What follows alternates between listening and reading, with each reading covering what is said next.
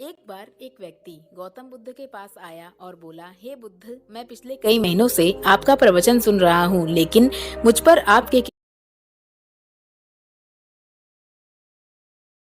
एक बार एक व्यक्ति गौतम बुद्ध के पास आया और बोला, हे बुद्ध, मैं पिछले कई महीनों से आपका प्रवचन सुन रहा हूँ, लेकिन मुझ पर आपके किसी भी उपदेश का असर क्यों नहीं हो रहा? क्या मुझ में कोई कमी रह गई है?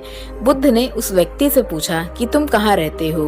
उसने कहा, श्रावस्ती में। आगे बुद्ध ने पूछा, तुम श्रावस्ती कैसे पहुँचते हो?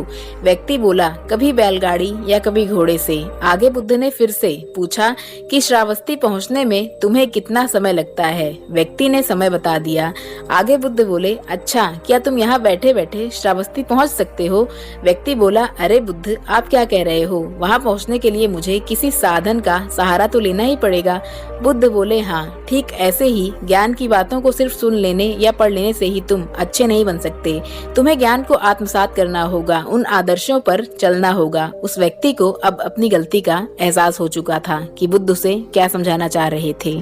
एक बार एक व्यक्ति गौतम बुद्ध के पास आया और बोला, हे बुद्ध, मैं पिछले कई महीनों से आपका प्रवचन सुन रहा हूँ, लेकिन मुझ पर आपके किसी भी उपदेश का असर क्यों नहीं हो रहा? क्या मुझ में कोई कमी रह गई है?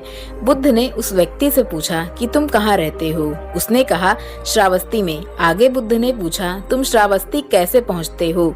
व्यक्ति बोला, कभी बैल